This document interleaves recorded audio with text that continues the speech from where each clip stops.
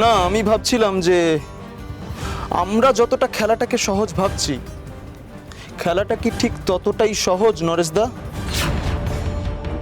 কেন সহজ হবে না কেন? না, আমি একবারই ওনার সাথে একটা কেসে মিট করেছি, সেই কদমগঞ্জের কেসটা। তখনই দেখেছিলাম, আপনারা তো সবই জানেন, তুখোর বুদ্ধি দিদিমণির, আর সাহসটাও তেমন। আরে জটিল আর কঠিন না হলে কি আমি আর উষসী সুন্দরীর সঙ্গে পাঙ্গা নিতাম? আমার থেকে ভালো ওকে আর কে চেনে? আচ্ছা, বড় বৌদি তো পুলিশ, ওদের কাছে তো আগে খবর পৌঁছে যায়। মানে আমি বলছিলাম যে ওদের কাছে আমাদের খবরটা কোনো সোর্স মারফত পৌঁছে যাবে না তো? अरे समझ लो ऑलरेडी चला गया।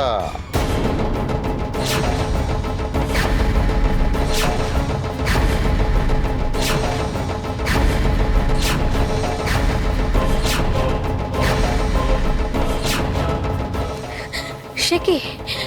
তার মানে জেলে যেতে হবে? আমি কিন্তু আরেকবার জেলে যেতে পারবো না। अरे टेंशन काहे ले रही हो जान?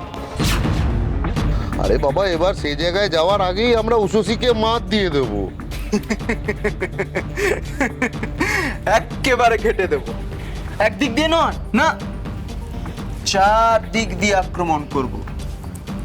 দিদিমণির আর কোনো পালাবার পথ থাকবে না। আমি বলছিলাম দাদা যে বাড়ি থেকে যদি ওই দেবল আর সোমা কাজটা শুরু করে দেয় কেমন হয়? क्या पता यार, আমার জানের তো আবার নাজুক মাথা, পারবে সবকিছু ঠিকঠাক ঠান্ডা মাথায় করতে? দেবল, আমরা যা যা ঠিক করব তুমি সব ডায়নাকে লুকিয়ে করতে পারবে তো? খুব পারবো। এখন আমাদের কাজটা করতেই হবে। আমি ঠিক পারবো। একটা সুযোগ যখন পেয়েছি বড় বৌদিকে শেষ করার, তখন আমাদের পারতেই হবে।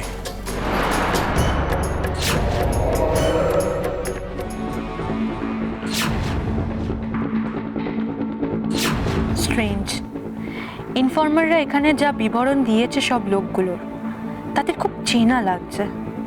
কারণ নাম দেয়নি ঠিকই, কিন্তু মনে হচ্ছে সবাইকে আমার খুব চেনা। দুজন মহিলাও আছে আবার দলে।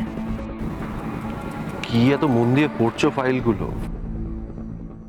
ফাইলগুলো তো সেই ঘুরে ফিরে আমার কাছেই আসবে, কারণ কেসটা তো আমি সলভ করবো, তুমি নাও।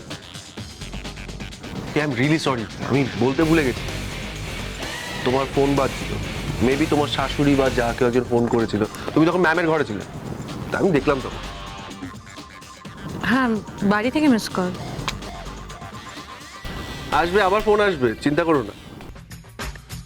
যাও না, বাড়ি যাও, বাড়ি গিয়ে ওই মাছের ঝোল ভাত রান্না করো, ওই সবই করো। কেন এইসব করছো বলো তো? সত্যি তুমিও না। হয়তো হয়তো ফোন এসে গেছে। দেখো দেখো কে করেছে, শাশুড়ি, ননদ না যা? বলেছিলাম ফোনটা আসবে। কাকুলির ফোন। হ্যাঁ কাকুলি বলো। আমি বলছি বড় বৌমা, আগের বার ফোনে পেলুম না, মেজ বৌমার ফোন থেকে ফোন করছি। হ্যাঁ মা বলুন। আমি ঠাকুরের কাছে মানত করে এসেছি, 1 মাসের মধ্যেই তুমি নাতি নাতির মুখ দেখাবে, দেখো।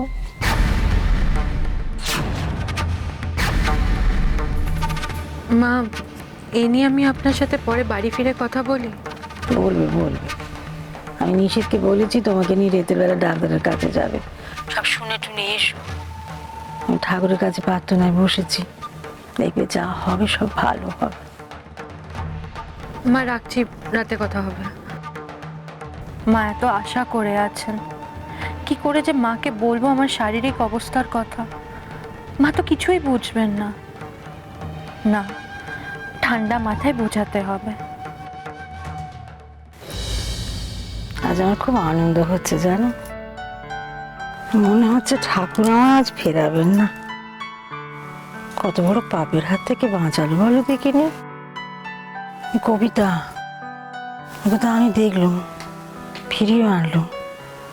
ঠাকুরের দয়া ছাড়া হয় এসব? কিন্তু মা, আপনার ঠাকুর আপনাকে চুক্তি দিচ্ছে, আপনি সেটা বুঝতে পারছেন না। চুকি আর কি? আপনি চুকি মানে জানেন না? চুকি হলো গিয়ে ওই জাস্ট জোকিং, ওই হয় না যে বললো যে এটা দেবো কিন্তু দিল না, ওরকম। কি মেজ বৌমা, কি ঠাকুর ঘর, ঠাকুর ঘরে এসব কথা কইতে নেই, তুমি জানো না? ঠাকুরের সামনেই তো সত্যি কথা বলতে হয় মা, তাই তো বলছি।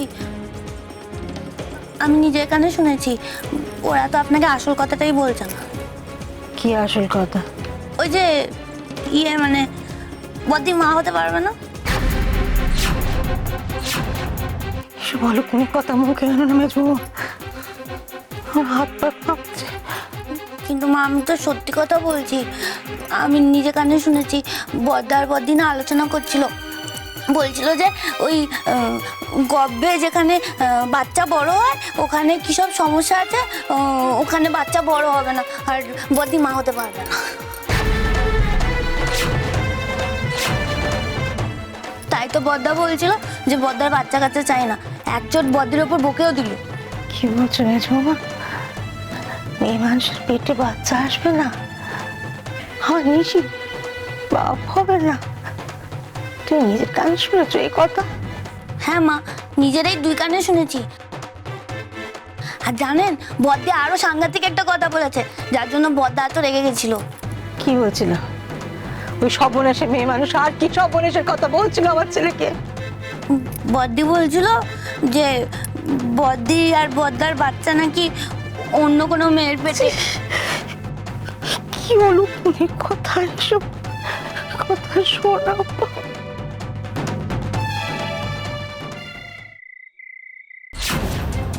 বদ্দি মা হতে পারবে না, বলছিল যে ওই গর্ভে যেখানে বাচ্চা বড় হয় ওখানে কী সব সমস্যা আছে, ওখানে বাচ্চা বড় হবে না আর বদ্দি মা হতে পারবে না। বদ্দি বলছিল যে বদ্দি আর বদ্দার বাচ্চা নাকি অন্য কোনো মেয়ের পেটে।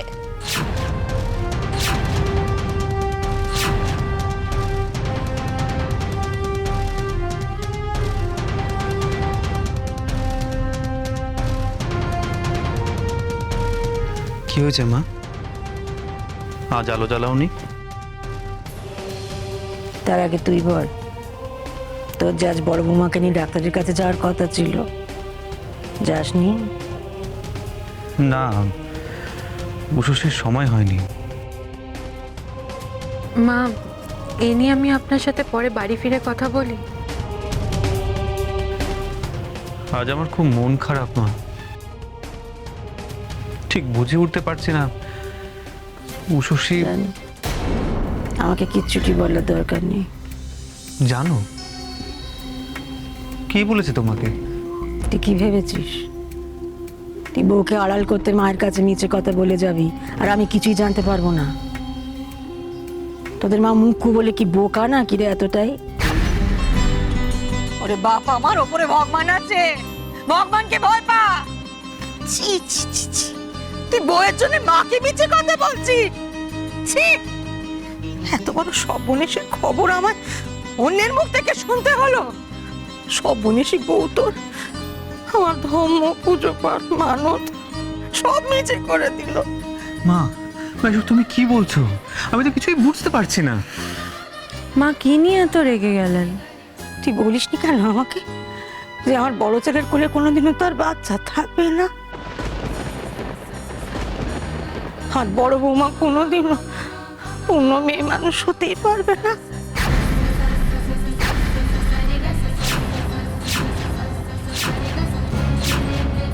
ছি, ছি, ছি। কেমন মেয়ে মানুষ তোর বউ, যে কোনোদিনও বাচ্চার জন্ম দিতেই পারবে না।